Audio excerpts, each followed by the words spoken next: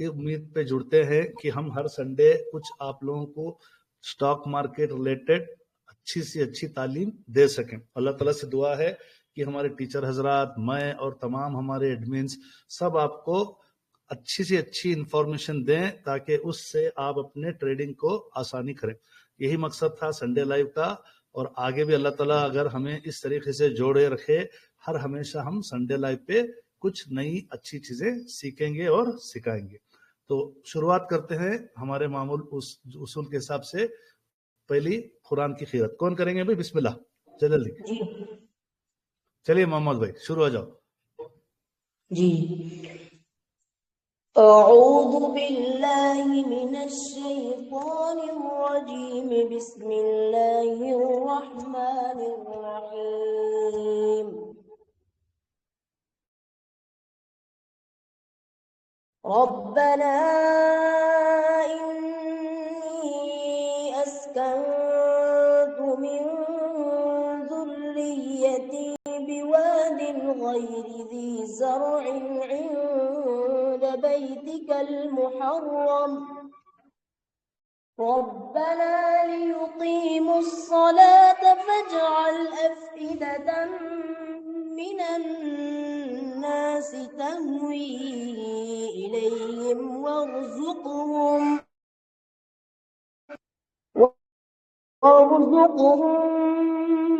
Minus समराति लअल्लहुम यशकुरून।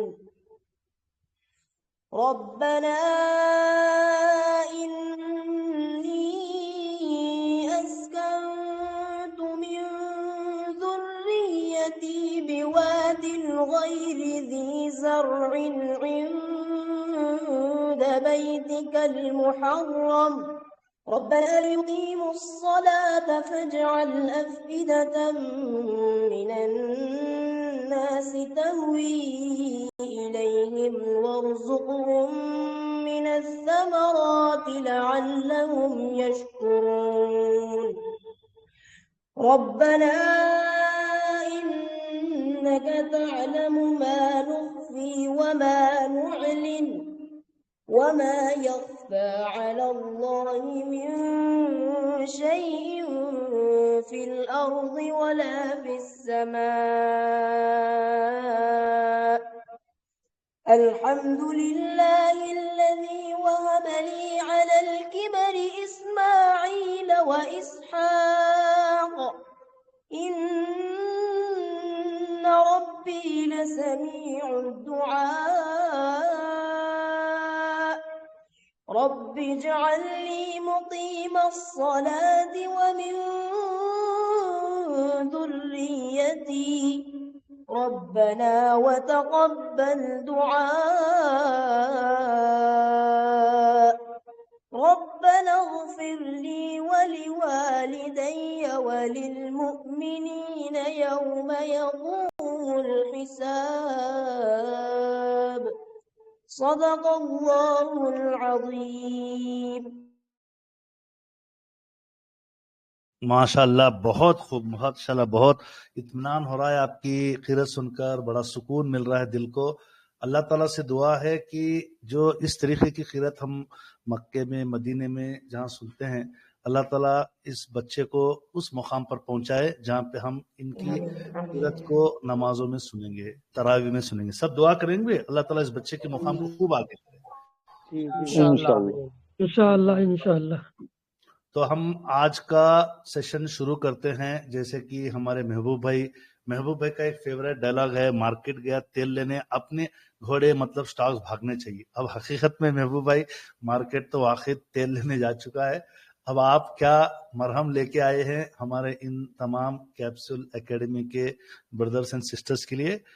अल्हम्दुलिल्लाह आपकी बताई हुई चीजें काफी हद तक सटीक लगती हैं, और अब हमारे जितने भी मेंबर्स हैं ध्यान से इनकी जो आने वाली जो करेक्शन स्टडी है उस पर ध्यान दें। तो मैं इस्तकबाल करता हूं हमारे आपके सबके हरदिल अजीज महबूब कुरैशी फ्रॉम शारजा लाइव। जी महबूब भाई।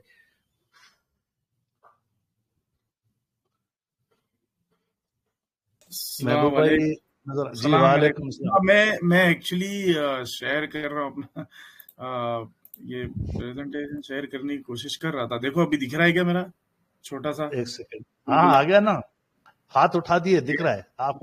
आपका बैग नीचे गिरा हुआ है, हाथ ऊपर है, बिस्मिल्लाह। बैग नीचे ही गिरना चाहिए, पैसा भारी हो जाता ना, पैसा इतना वजन हो जाता कि हाथ में ज्यादा उठा भारी है नहीं। तो सब में बांट दो, बेचारे नई पोजीशंस ले लेंगे कल से। उसके बारे में भी बात करेंगे इंशाल्लाह, वो मैंने एकदम लास्ट में रखा हूँ। पर एक बहुत चीज सुनो महबूब भाई, आपको बहुत बहुत प्यार करते लोग, बहुत ज्यादा माशाल्लाह आपके साथ अटैच हैं। और इस बुनियाद पे मैं ये कह रहा हूँ तमाम को, कोई भी महबूब भाई टीचर्स किसी को डीएम मत करो। महबूब भाई को अगर ज्यादा डीएम करेंगे या कोई और टीचर करेंगे तो भाई संडे लाइव में मुझे टीचर्स की कमी हो जाएगी, तो ये ध्यान अभी भी दे और सेशन के एंड पे भी बोलूंगा। तो महबूब भाई all yours no, continue please. बहुत बहुत शुक्रिया। तो आज का एक्चुअली मौजू ये था कि देखो पहली बात तो ये है कि मार्केट में, अब मार्केट जो सिचुएशन में है, तो ना तो उसमें प्राइस वाइज करेक्शन चलता है, ना ही तो टाइम वाइज करेक्शन चलता है। उसमें सिर्फ और सिर्फ आदमी की जेब का करेक्शन होता है। ठीक है, अब वो जेब का करेक्शन, अभी तुम्हारी सबकी जेब अगर मजबूत है तो ठीक है, अगर किसी की जेब फटी हुई रहती है तो फिर वो करेक्शन सीधा खड्डा करके सीधा सीधा पैर के नीचे ही दिखता है पैसे। ठीक है, तो आज का जो टॉपिक था हमारा ये है कि भाई करेक्शन क्या है, व्हाट इज करेक्शन। तो अगर मैं आप लोगों से पूछूं तो आप लोगों के नजर में करेक्शन की किसको बोलते हैं? तो कौन बताएगा मुझे कि what is your understanding about correction? जी महबूब भाई, 10% अगर कोई से चीज ज्यादा की वैल्यू अगर बढ़ जाए तो वो अपनी ओरिजिनल वैल्यू पे आने के लिए जो चीज होती है उसको करेक्शन कह सकते हैं। ओवर वैल्यूड को वैल्यू पर आने के लिए, ओवर वैल्यू को वैल्यू पर आने के लिए करेक्शन बोलते हैं। ओके, ठीक है। और एक बंदे का किसी का ले लेते हैं। Averaging previous values. Averaging previous value, ठीक है।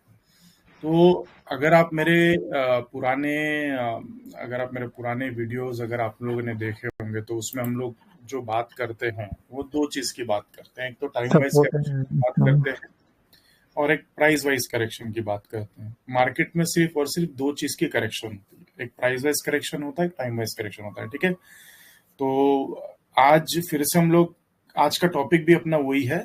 और दूसरी चीज ये है कि डॉक्टर साहब ने थोड़ा ये किया था कि लोगों को और अच्छे से एक्सप्लेन करना है कि करेक्शन प्राइस वाइज और टाइम वाइज करेक्शन किस तरीके से आइडेंटिफाई कर सकते हैं। ठीक है, तो जैसा मैंने कहा कि करेक्शन का जो टाइप होता है वो सिर्फ दो टाइप है, एक तो टाइम वाइज करेक्शन है, प्राइस वाइज करेक्शन। और वो क्या होता है वो हम लोग इंशाल्लाह चार्ट पे देखेंगे कि प्राइस वाइज करेक्शन और टाइम वाइज करेक्शन जो है वो किस तरीके से होते हैं। ठीक है, आज उसको और खुल के थोड़ा समझने की भी कोशिश करेंगे कि अब अगर करेक्शन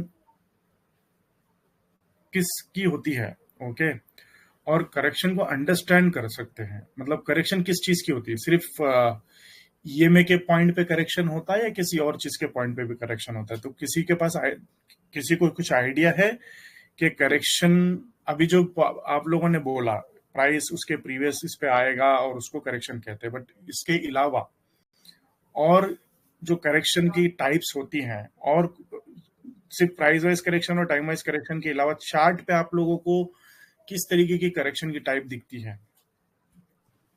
क्या आपका जो एक बेसिक चार्ट है, अगर मैं उसको बोलूं, ठीक है, तो किसी भी अगर स्टॉक में अगर आप देखोगे कि उसकी किस तरीके से बोलूं मैं, अपोजिट चाल, ठीक है, समझ लो एक स्टॉक जो है वो अप ट्रेंड में है और अगर उसके चाल में उसकी अपोजिट डायरेक्शन आ गई, ठीक है, तो उसको हम उसको करेक्शन कह सकते हैं। और वो क्यों कह सकते हैं मैं वो आपको चार्ट के हिसाब से दिखाऊंगा। और आज का जो टॉपिक है ना, आज का जो मतलब करेक्शन है, आज मैं आपको करेक्शन को देखने का एक नजरिया अलग बताऊंगा और आपको ये बताऊंगा कि सिर्फ और सिर्फ ईएमए को करेक्शन करके आप ईएमए को करेक्शन करके मत समझो। आप करेक्शन जब आप समझोगे तो करेक्शन किस तरीके की होती है और किस किस चीज को आप करेक्शन कह सकते हो, इट इज कंप्लीटली डिपेंड कि आप देख क्या रहे हो और मार्केट आपको क्या दिखा रहा है। आप वो देखना चाहते हो या फिर आप सिर्फ वही देखना चाहते हो जो आपने सीखा है।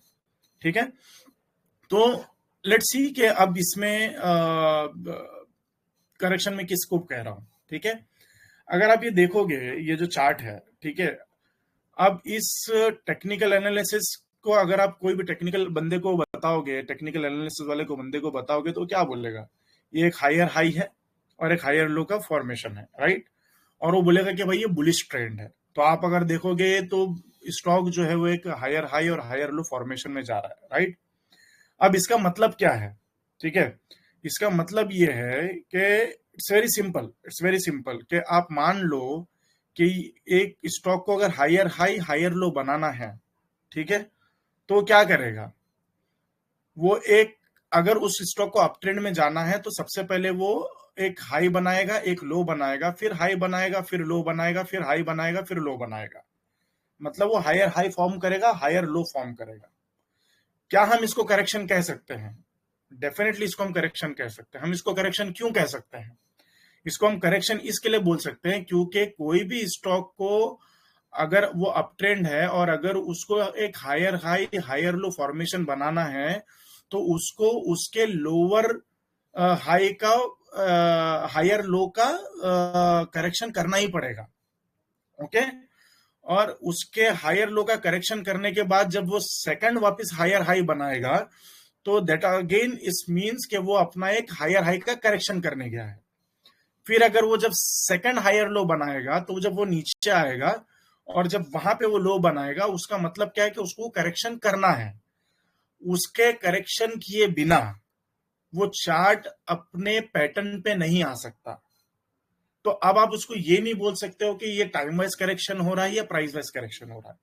It is again a correction of a chart which you want to make it as an higher high higher low for the up trend stock, ठीक है। यहां तक क्लियर है डॉक्टर साहब? हाँ माशाल्लाह, अल्हम्दुलिल्लाह। बहुत बढ़िया, ओके। जबरदस्त किया। अब ऑन दी अदर हैंड, अब इसको उल्टे तरीके से देखो। अब ये है lower high and lower low significant, जो बताता है बेरिश मार्केट, राइट। अब इसका मतलब क्या है?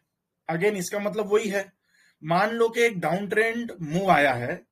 अब इस डाउन ट्रेंड के मूव को करेक्ट करने वाला जो मूव आता है अप ट्रेंड के बाद में, ओके, उस डाउन ट्रेंड के मूव के बाद में उसके लोअर लो को फॉर्म करने के लिए जो लोअर लो बन रहा है वो उसका करेक्शन है। इसका मतलब क्या है? जैसा कि अब ये यहाँ पे एक हायर लो है, ये यहाँ पे हायर लो है, ये यहाँ पर एक लोअर लो है, फिर एक यहाँ पर हायर लो है, फिर एक यहाँ पर लोअर लो है, फिर एक यहाँ पर हायर लो है, फिर यहाँ पर एक लोअर लो है।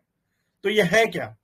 डाउन ट्रेंड में जब कोई स्टॉक आता है और जब उसको आप टेक्निकली पैटर्न के हिसाब से बोलोगे अरे ये लोअर लो लग गया इसमें, लोअर हायर लो और लोअर लो लग गया इसमें, तो उस पैटर्न को बनाने के लिए वो जो करेक्शन करेगा हायर वो हायर लो का जो करेक्शन करेगा, it is nothing but A correction, ठीक है।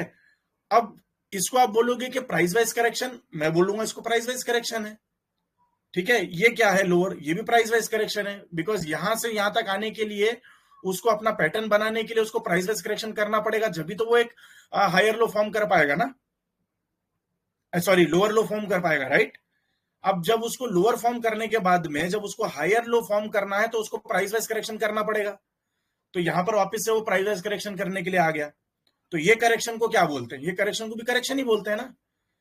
पैटर्न आपको चार्ट पैटर्न दिख रहा है कि भाई एक हायर लो और हायर लो और लोअर हाई का फॉर्मेशन बना रहा है, but exactly it is trying to make its correction.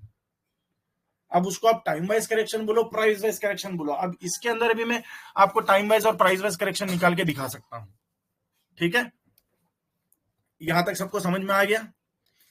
अभी आप इस तरीके से इस चार्ट को देखो, ठीक है। अब इस चार्ट का मतलब क्या है? अभी आप बोलोगे यार ये तो बहुत ही कॉमन पैटर्न वाले चार्ट है मार्केट के अंदर, जिसको हम लोग बुलिश और बेरिश ट्रेंड पकड़ सकते हैं, राइट। अब आप लोग बोलोगे कि यार ये बुलिश और बेरिश फॉर्मेशन के चार्ट पैटर्न है, राइट। बट अगर आप इसको सही से देखोगे ना तो इसमें हो क्या रहा है? इसमें भी करेक्शन हो रहा है। हर चार्ट पैटर्न को बनाने के लिए जो जो स्मॉल मूव आता है उसको उसका करेक्शन ही कहते हैं। अब जैसे इन एग्जाम्पल, आप सिमेट्रिक ये देखोगे, ट्रायंगल देखोगे, तो यहां पर प्राइस हायर गया, फिर यहां पर प्राइस ने एक लोअर बनाया, फिर यहां पर इसने एक हायर लो बनाया, फिर इसने एक यहां पर लो बनाया, फिर उसके बाद में ये जो सिमेट्रिक, तो जब तक कि ये करेक्शन नहीं करेगा, this is nothing but a price wise correction. Okay, but ये करेक्शन क्या है? It's correction, it should be within this triangle pattern.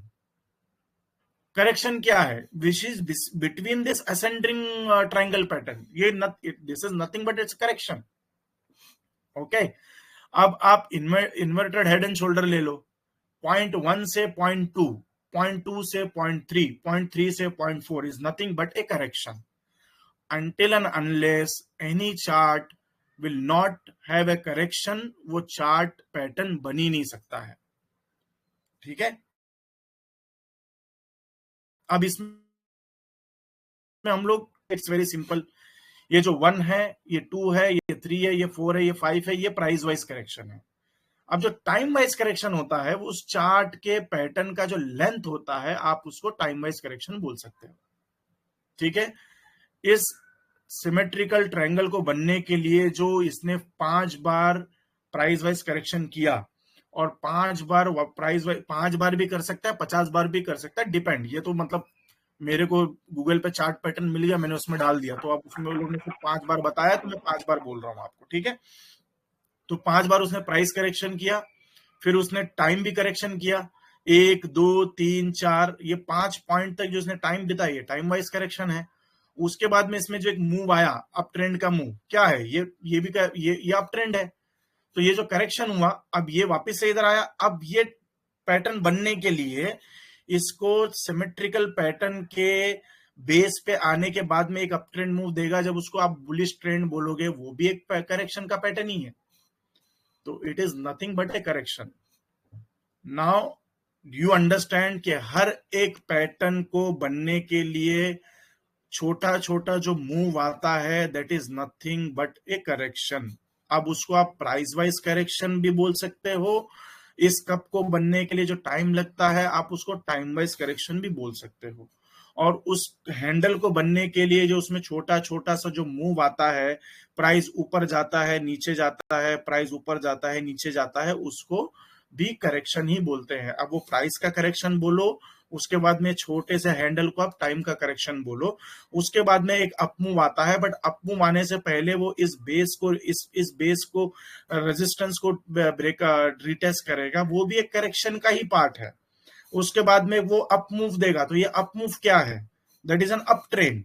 अब जो अप ट्रेंड जो आएगा, ये जहां तक जाके रुकेगा, तो वो nothing but it is an trend, वो करेक्शन है, तो वही एक करेक्शन का पार्ट है। तो ये टाइम वाइज करेक्शन, ये प्राइस वाइज करेक्शन। अब करेक्शन फेयर वैल्यू पे आके रुके, या ओवर वैल्यू पे आके रुके, अंडर वैल्यू पे आके रुके, this is nothing but A correction.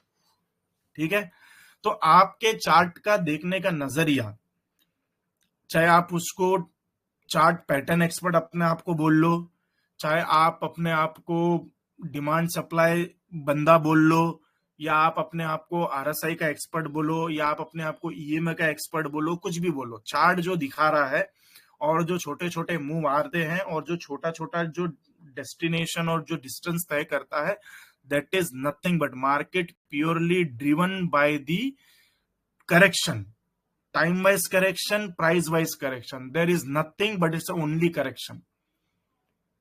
Okay, अब लोगों ने उसको पैटर्न्स का नाम दे दिया है, किसी ने उसको हेड, किसी बंदे को चाय पीना बहुत पसंद होएगा, तो यार बैठे बैठे देख लिया, कह रहे यार ये तो चाय बन रही है, तो उसने उसको कप एंड हैंडल का नाम दे दिया। किसी बंदे को जिम करने का बहुत शौक होगा, तो उसको शोल्डर नजर आ गया, बोले यार मेरे शोल्डर इतने चौड़े है, तो उसने चार्ट को हेड एंड शोल्डर का नाम दे दिया। किसी बंदे को रॉकेट पसंद आता होगा बचपन में, तो रॉकेट उड़ाते उड़ाते उसने देख लिया कि भाई इसको सिमेट्रिक ट्रायंगल का नाम दे दिया कि रॉकेट जाएगा सीधा, तो उसको सिमेट्रिक ट्रायंगल बोलेंगे। अगर असेंडिंग ट्रायंगल जाएगा तो वो रॉकेट उड़ रहा है, तो उसको ऊपर की रॉकेट बोलेंगे। तो उसको नाम देना था चार्ट पे, तो उसने नाम दे दिया। अभी फॉलिंग वेज हो गया कि एक बेचारा बच्चा है, वो उसकी रॉकेट उड़ती नहीं है ऊपर, क्योंकि उसको रॉकेट बढ़ाने नहीं आती है, तो वो जब भी बनाता है रॉकेट सीधा नीचे गिरता है। तो उसने चार्ट में देखा, भले यार ये तो साला तो नीचे गिरता हुआ रॉकेट है, तो उसने फॉलिंग वेज नाम दे दिया उसका, आप समझ रहे हो, but nothing but it's all correction. For me it is correction. अब वो टाइम वाइज करेक्शन बोलो, प्राइस वाइज करेक्शन बोलो, हर पैटर्न को बनने के लिए मार्केट में कुछ चीज होती है तो करेक्शन ही होती है। Correct me if I am wrong Naeem भाई। बहुत बढ़िया, जबरदस्त, यानी हर पैटर्न में रियल लाइफ सिनेरियो लगा दिया आपने, बहुत खूब। वही पर करेक्शन ही है ना, और क्या है। अभी किसी बंदे को यार सैंडविच खाना पसंद होएगा तो उसको पूरे चार्ट में रेक्टेंगल पैटर्न दिख रहा है, बोले यार ये तो सैंडविच है, और सैंडविच क्या होता है, मेरा पेट भर गया तो ऊपर जाएगा वो। अब किसी को पतंग उड़ानी, किसी को समझ लो वो कोई नेता, हाँ कोई नेता करता होएगा मतलब ट्रेडिंग, और वो नेता का काम क्या है, बोले उसको तो हमेशा 15 अगस्त के दिन फ्लैग उड़ाने के लिए बोला, उसको चार्ट में फ्लैग एंड पोल दिख गया तो बोले भाई ये तो झंडा ऊंचा रहे हमारा, वो है ये, समझ रहे हो। सही है। बट है क्या, करेक्शन है। ये जो साइड वे है, ये टाइम वाइज करेक्शन है। ये जो पैटर्न है ये प्राइस वाइज करेक्शन है, ये उसके ऊपर निकल गया, ये ट्रेंड है। ये जो है वो करेक्शन है, प्राइस वाइज करेक्शन। ये जो है ये टाइम वाइज करेक्शन है, ये निकल गया यहाँ पे। ये आप हेड एंड शोल्डर ले लो, अब हेड एंड शोल्डर में क्या है, पॉइंट ए से point 2 is price wise correction, point 3 price wise correction, point A से पॉइंट 5 और point 6 is a time wise correction, simple. अब ये इन्वर्टर हेड एंड शोल्डर है, ये जो बन रहा है ये प्राइस करेक्शन है, 1 2 3 4 5 6, ये प्राइस करेक्शन है जिसका कब बन गया पूरा उल्टा। फिर उसके बाद में टाइम 1 से लेकर 5 तक ये पूरा टाइम वाइज करेक्शन है। It's nothing but A correction. Market में सिर्फ 2 ही प्रोबेबिलिटी चलती है, करेक्शन, चाहे वो टाइम का हो चाहे वो पैसे का हो। अब इसको रियल लाइफ में देखो, अब इसको रियल लाइफ में आप कैसा देखोगे। आपके पास में 2 ही चीज इंपॉर्टेंट है, आपके लाइफ में भी सिर्फ 2 ही चीज इंपॉर्टेंट है। आपके लाइफ में पहला इंपॉर्टेंट चीज ये है कि भाई आपको पैसा चाहिए। हर इंसान मार्केट में आया है पैसा कमाने के लिए, बराबर है। अब उसको टाइम भी स्पेंड नहीं करना है, बोले नहीं यार मेरे को जल्दी से जल्दी कमाना है, मेरे को जल्दी से जल्दी अमीर बनना है, राइट। तो मतलब आपको पैसा चाहिए, प्राइस का करेक्शन आपके पोर्टफोलियो में चाहिए। अब आप उसको बेरिश में बोलो बुलिश में बोलो, लेकिन चाहिए तो आपको पैसे का ही करेक्शन आपके पोर्टफोलियो में, बट आपको टाइम स्पेंड नहीं करना है। आपको मतलब टाइम वाइज करेक्शन चाहिए ही नहीं, आपको चाहिए कि हमारी पतंग सीधा ऊपर ही चलनी चाहिए। तो सर्किट स्टॉक में बैठो, जिसको बोलते हैं कि भाई ये सब सिर्फ और सिर्फ बुलिश ट्रेंड है उसका, ऊपर जाएगा तो चांद पे, नहीं तो फिर समझ लो कहाँ पे लगी तो तीर, नहीं तो फकीर, वैसा वाला हिसाब है। अगर आपको टाइम स्पेंड नहीं करना है तो फिर एसएमई में खेलना पड़ेगा। तो यही होता है भाई मार्केट के अंदर। मार्केट के अंदर चार्ट पैटर्न बनते हैं, मार्केट के अंदर टाइम करेक्शन होता है, मार्केट के अंदर प्राइस करेक्शन होता है। उसको रियल लाइफ में आप सिंपल ये डालो कि भाई मुझे चाहिए पैसा, पैसा कमाने के लिए टाइम चाहिए, राइट। तो आपको पैसा भी चाहिए और टाइम का वेट भी करना पड़ेगा। तो it is nothing but time wise correction and price wise correction. आपने 100 रुपए लेकर आया, आपका 100 रुपए का पोर्टफोलियो 110 रुपए हुआ, ठीक है, वो हो गया price correction as per your goal. उसके बाद में वो आ गया वापस 105 पे, फिर आएगा वो 115 पे, तो आपका पोर्टफोलियो 110 से 105 हुआ, फिर 115 गया। तो वो भी प्राइस करेक्शन करते हुए ही चलता है। अब आपका टारगेट है मेरे को 100% चाहिए। अब जब वो ऊपर नीचे करने के लिए जाता है तो वो करेक्शन करता है, वो 100% जो मिलता है वो 1 साल में मिलता है, 2 साल में मिलता है। तो क्या लिया उसने, टाइम ही लिया ना। तो आपके टारगेट को अचीव करने के लिए जितना टाइम उसने लिया 100% गेन देने के लिए या 80% गेन देने के लिए, उसका मतलब उतना टाइम स्पेंड किया आपका, उसको टाइम वाइज करेक्शन ही बोलते हैं। अब आप उसको पॉजिटिव में लो या नेगेटिव में low, that is nothing but a price wise and time wise. अभी आप लोगों को समझ में आया कि करेक्शन किसको बोलते हैं मार्केट के अंदर, करेक्शन का एक्चुअल डेफिनेशन क्या है, राइट। जो मेरा फर्स्ट प्रेजेंटेशन पे मैं वापस से लेके जाऊंगा, there is only two type of correction, one is price wise correction, one is time wise correction. अब इसको हम लोग ईएमए के हिसाब से भी देख सकते हैं, आप उसको चार्ट पैटर्न के हिसाब से भी देख सकते हो, आप उसको किसी भी चीज के हिसाब से देख सकते हो जिसको हिसाब से आपको देखना है।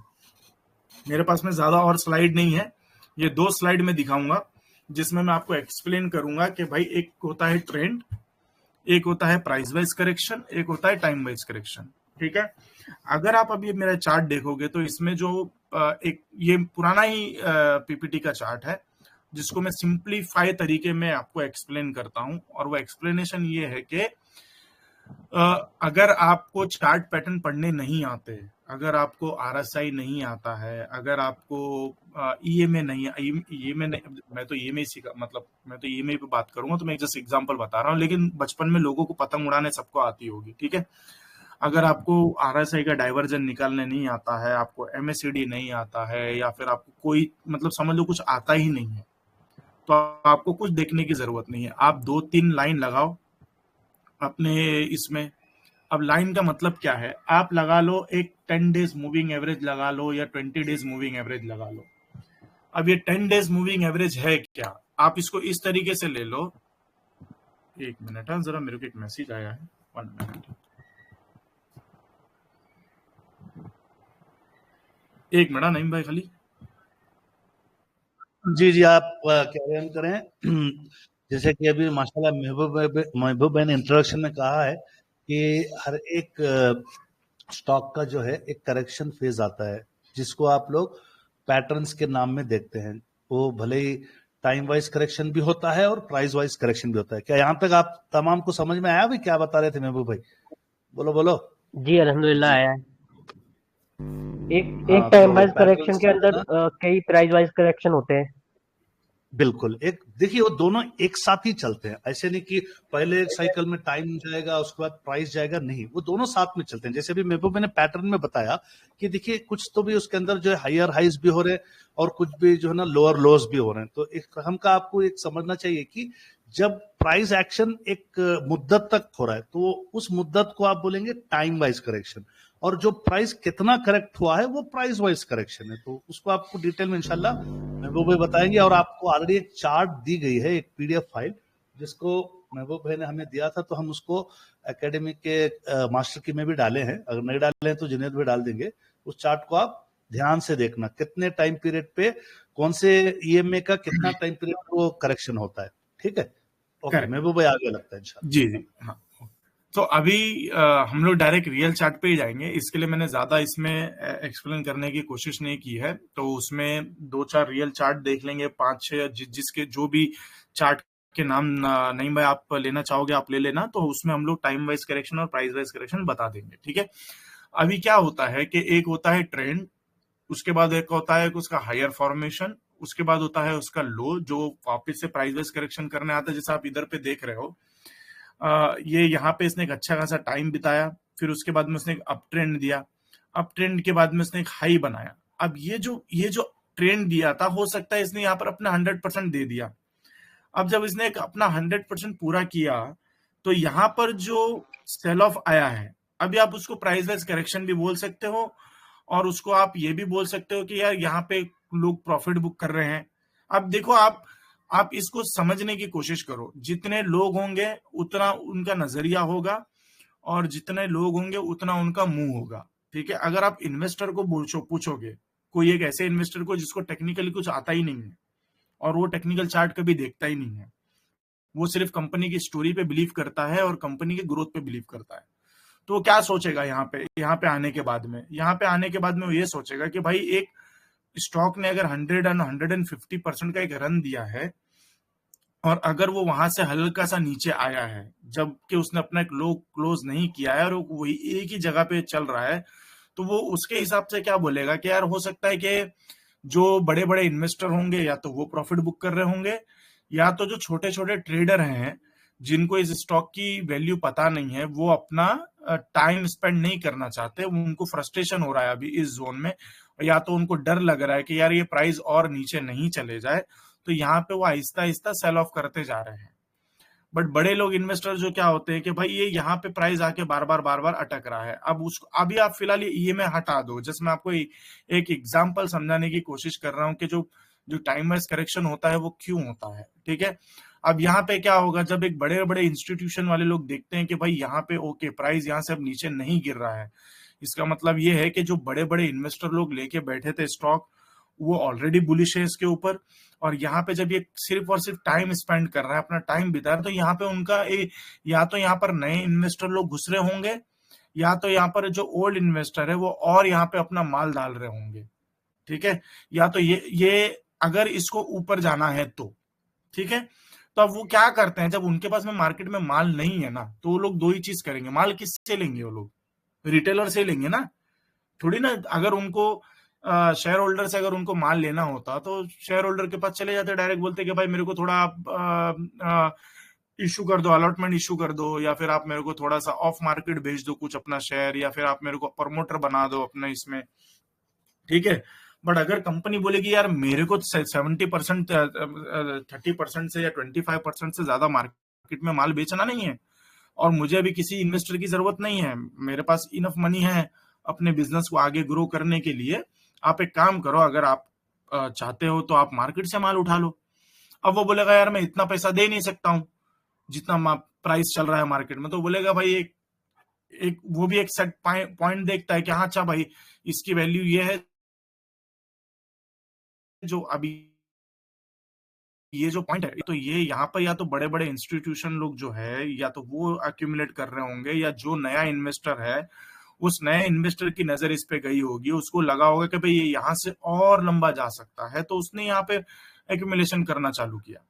तो ये एक्यूमुलेशन जब तक कि उसका एक्यूमुलेशन खत्म नहीं होता, वो प्राइस को ऊपर जाने नहीं देगा, तो यहाँ पर जो करेक्शन आएगी उसको आप टाइम वाइज करेक्शन बोलोगे। फिर उसके बाद में एक अप ट्रेंड आएगा। अप ट्रेंड क्या होगा वापस से, कि भाई जब उसका हायर ब्रेकआउट होगा, हायर ब्रेकआउट होने के बाद में जब वो ऊपर जाएगा तो उसको वापस एक अप ट्रेंड मिलेगा।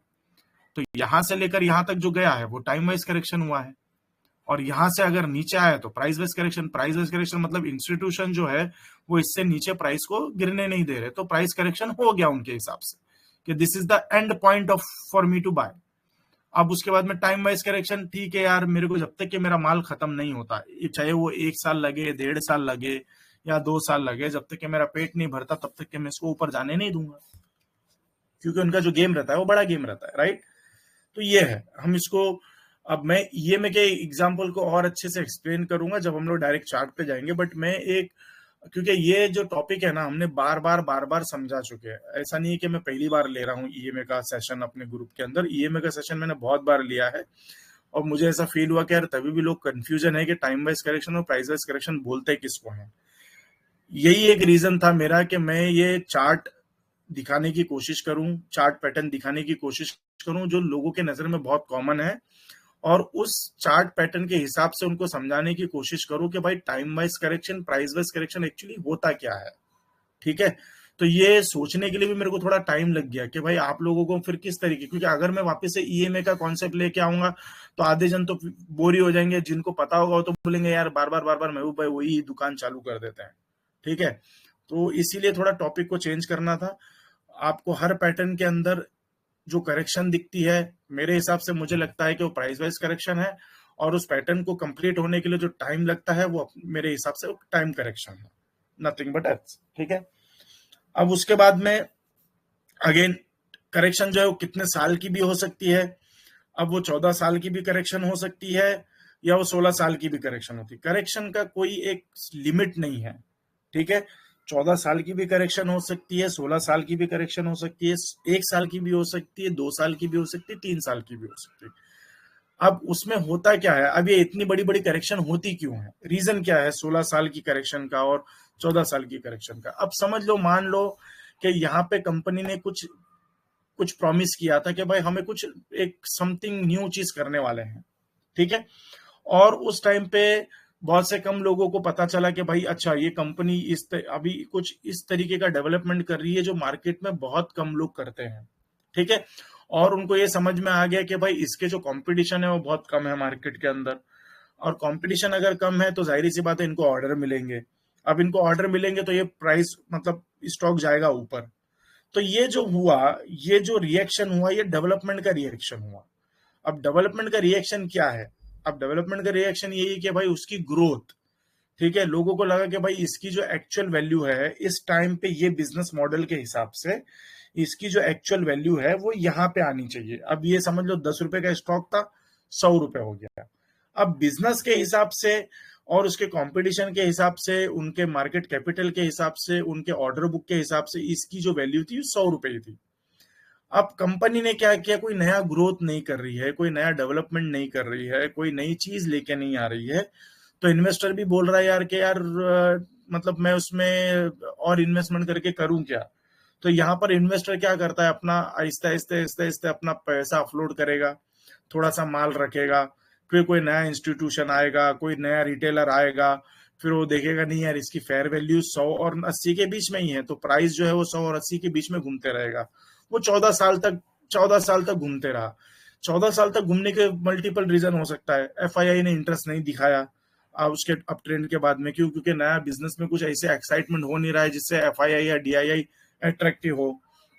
नहीं, दूसरी चीज क्या है कि भाई मैनेजमेंट चेंज हो गया रहेगा, सडनली कोई ऐसे आदमी ने रिजिग्नेशन दिया रहेगा जो आदमी ने इस कंपनी को 10 रुपए से 100 रुपए पे लेके गया। अब उनको ऐसा लग रहा है कि भाई 100 रुपए से 200 रुपए लेके जाने वाला कोई आदमी है ही नहीं इसमें, तो मैनेजमेंट चेंज हो गया। ऑडिट रिपोर्ट सही से अपलोड नहीं हो रही है, कुछ कंपनी में इतना कुछ खास ग्रोथ नहीं है, कंपनी में कोई न्यू चीजें हो नहीं रही है, उसका ईपीएस नहीं बढ़ रहा है, उसका रिजर्व नहीं बढ़ रहा है, कंपनी कुछ अपना असेट नहीं बढ़ा रही है, या तो फिर कंपनी के फाइनेंशियल जो है वो स्टेबल नहीं है, या तो अगर उसके फाइनेंशियल स्टेबल है तो हो सकता है कंपनी कुछ ग्रोथ प्लान कर रही है। इसके लिए उसने 14 साल ले लिया ग्रोथ प्लान करने के लिए, कि वो नए लैंड एक्वायर कर रही होगी, नई मशीनरी लगा रही होगी, अपने आप को एक्सपांड कर रही होगी हर जगह पे, तो उसको एक्सपांड करने में 14 साल लग गए। तो जब तक के 14 साल लग गए तो भाई उसकी जो फेयर वैल्यू थी वो 100 रुपए ही थी 14 साल तक। बट जब उनका एक्सपांशन कंप्लीट हो गया, जब उनको नए नए ऑर्डर मिलने लगे, जब उनको एक अच्छा ग्रोथ आने लगा, तब उसमें जाके उसने एक ब्रेकआउट दिया। तो ये टाइम वाइज करेक्शन हुआ, ये यहाँ पे ब्रेकआउट दिया। अब यहाँ पे जो करेक्शन होगा, फिर उसके बाद में यहाँ से प्राइस जब ऊपर तक जाएगा और उसके बाद में एक सर्टेन पॉइंट पे आने के बाद रुकेगा, तो वो उसका एक अप ट्रेंड का करेक्शन होगा, और वहां से जब प्राइस साइड में जाएगा तो उसको साइड वाइज में टाइम वाइज करेक्शन होगा। यहां तक के सबको समझ में आ गया? नहीं भाई, आप जी अपनी अल्हम्दुलिल्लाह। जी जी, पूरा एकदम परफेक्ट। ठीक है। अभी चाहिए तो हम लोग क्या करते हैं, हम लोग अभी इसको अपने चार्ट पे जाके देखते हैं और उसमें हम लोग अंडरस्टैंड करने की कोशिश करते हैं कि भाई करेक्शन और ईएमए को किस तरीके से हम रीड कर सकते हैं, जिस तरीके से मैं रीड करता हूं, और उसके बाद में आगे कंटिन्यू किस तरीके से करना है। ठीक है। नहीं भाई, मेरा स्क्रीन विजिबल नहीं है अभी, राइट? अभी अभी अभी नहीं विजिबल आ रहा है। आप जैसे कि कुछ चार्ट्स मुझे पता है अच्छा भागे हैं, अब वो करेक्शन में है, तो उस तरीके से आप लाइव चार्ट्स पे बताओ तो। हाँ, वही बताइए इंशाल्लाह। बालू फोर्ज ले लो पहले डे में, और पीएससी का चार्ट ले लो बालू फोर्ज। एक मिनट, हाँ एक मिनट। आप अपना स्क्रीन को शायद लैग टाइम में चलेगा, दिखता है शेयर नहीं हो रहा। आ गया, अभी आ गया। नहीं, आएगा, बैकग्राउंड आ गया, बैकग्राउंड मैं लाइट कर रहा हूँ। लाइट कर दो। और बालू फोर्ज डे चार्ट से आप करेक्शन देखो। बीएससी का चार्ट ले लो, एनएससी का अपडेटेड नहीं है। बीएससी का, ओके, हाँ बीएससी का ही है। हाँ, अभी देखो ये मंथली। अब ये मैं डायरेक्ट, अच्छा, हम लोग जो शुरू करते हैं ना, कभी भी आप उसको ये देखो कि हम लोग सबसे पहले तो बड़ा टाइम फ्रेम से शुरू करते हैं, मंथली टाइम फ्रेम, जो हमारे लिए बहुत इंपॉर्टेंट है, क्योंकि अगर कोई स्टॉक मंथ में अप ट्रेंड में है तो इसका मतलब वो छोटे टाइम फ्रेम पे भी अप ट्रेंड में ही रहेगा। ठीक है। तो आप इसको मंथली देखो, आप इसने कितना बड़ा करेक्शन किया है, राइट? आप यहाँ पर जब इसका आईपीओ लॉन्च हुआ था, ये ऊपर गया, फिर यहाँ पर इसने सस्टेन किया, ये भी इसका करेक्शन का ही पार्ट था, ये इसका टाइम वाइज करेक्शन हुआ। अब यहाँ से क्या हुआ, डिस्ट्रीब्यूशन हो गया। इंस्टीट्यूशन वालों को या डीआईआई को, जो भी है, इन्वेस्टर लोगों को इतना इंटरेस्ट नहीं रहा इसमें, तो इसने एक करेक्शन किया। अब ये जो करेक्शन हुआ, ये क्या है? ये भी एक प्राइस वाइज करेक्शन हुआ, क्योंकि उन लोगों को वैल्यू नहीं समझ में आई कि बालू फोर्ज जितने वैल्यू का नहीं है और उसमें कोई डेवलपमेंट नहीं हो रहा है, तो भाई हमको नहीं चाहिए, हम माल बेच देते हैं। तो ये अब जब ये नीचे आया तो ये करेक्शन किया इसने। अब करेक्शन कहाँ तक किया? ये इसने करेक्शन यहाँ तक किया, उसके बाद में वापस से साइडवेज में गया। साइडवेज में जाने के बाद में यहाँ से लेकर यहाँ तक, मतलब 2021 से लेकर 2024, मतलब 4 साल तक इसने अपना टाइम बिताया। इसको बोलते हैं टाइम वाइज करेक्शन। ये जो नीचे आया इसको बोलते हैं प्राइस वाइज करेक्शन, ये टाइम वाइज करेक्शन। उसके बाद में ये अप ट्रेंड। ठीक है। अब मैं इसमें लगाता हूं ईएमए। ओके, सबसे पहला चीज ये है कि अगर कोई बड़े टाइम फ्रेम पे अगर हम लोग जो अपन जो ईएमए फॉलो करते हैं वो फॉलो करते हैं 9, 20, 50, 100 और 200, ठीक है।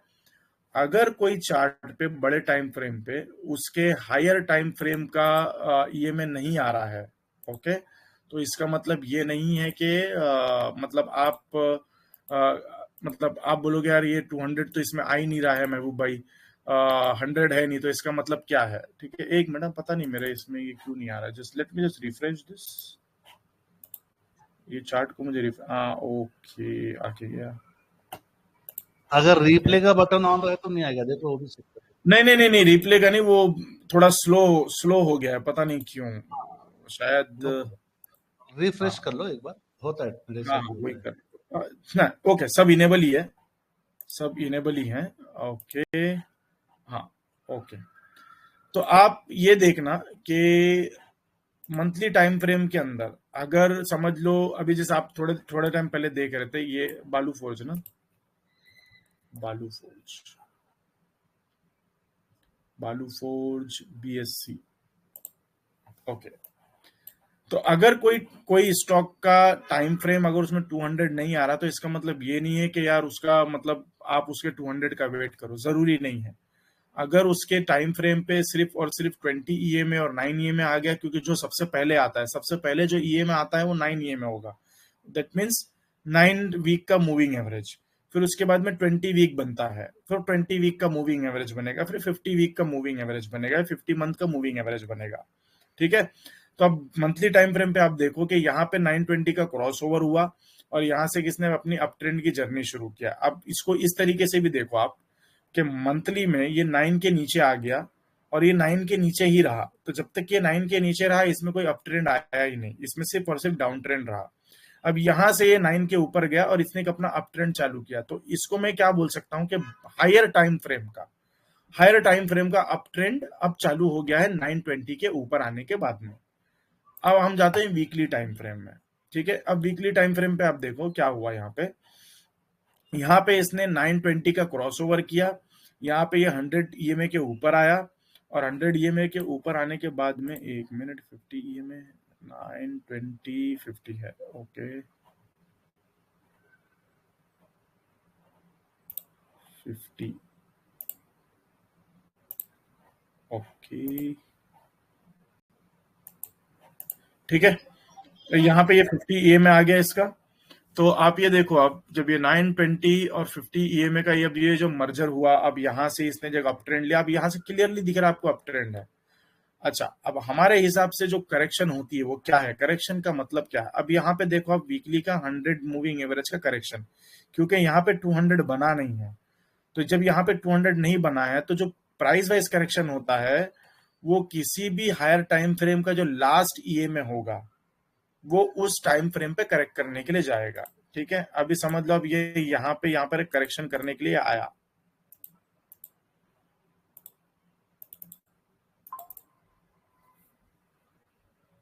कि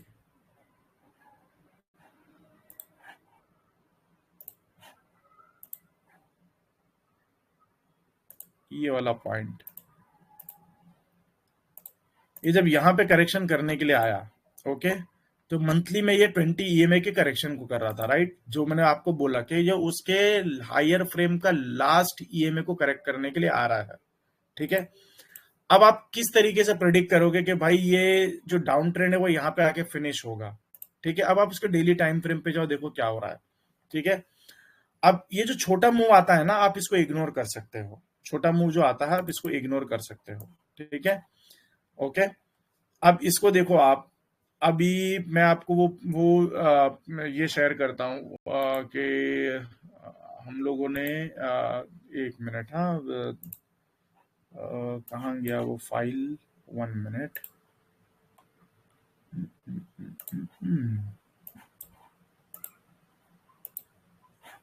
ओके, हाँ, चलो वो भी मिल गया मेरे को, ठीक है। वो मैं आपको बाद में बताता हूँ, अभी वो मैंने ओपन कर लिया है, ठीक है।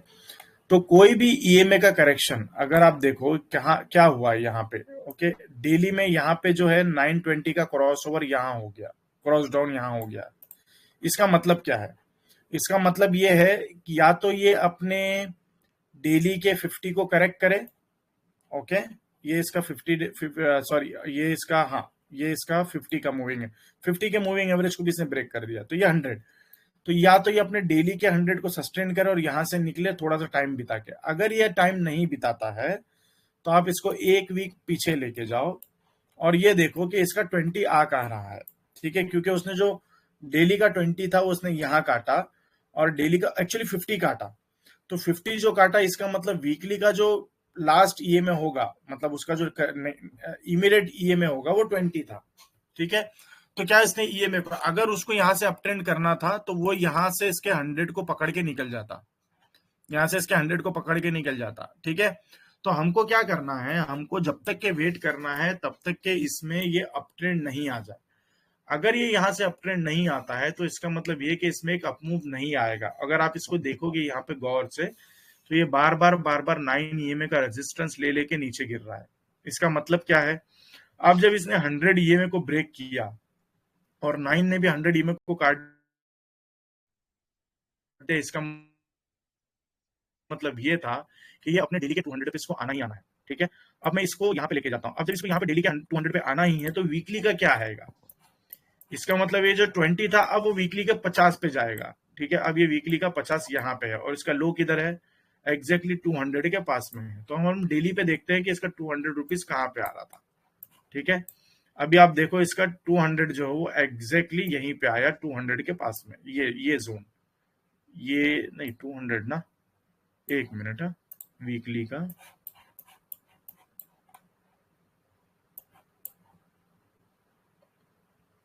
हाँ वीकली का 200 ये है 50, ठीक है ये, ओके। अब यहाँ पे देखो क्या हुआ, जब ये यहाँ पे आया तो हमको कंफर्म था कि 200 पे आएगा, जो उसका लास्ट ईएमए का वीकली का 50 था। अब जब इसने अपने 200 को ब्रेक कर दिया तो हमारे पास में एक ऑप्शन क्या है कि भाई इसका वीकली का जो नेक्स्ट ईएमए है वो क्या है। जो नेक्स्ट ईएमए वो 100 और 100 का प्राइस क्या आ रहा है यहाँ पे, ऑलमोस्टली 178 180 के आसपास में। तो हमको ये समझ जाना चाहिए था कि ये अपने 180 के पास में आएगा ही आएगा। अब ये 180 के पास में आया, ठीक है। अब ये जो करेक्शन है ना, आप इसको इग्नोर कर सकते हो। इसका मतलब ये नहीं है कि ये अभी अपने मंथली के और इसके चले जाए, ये छोटे से छोटे करेक्शन को हम लोग इग्नोर कर सकते हैं, ओके। उसके बाद में क्या हुआ, इसने अपना टाइम बिताया, टाइम बिताने के बाद में ये अपना करेक्शन करके निकल गया।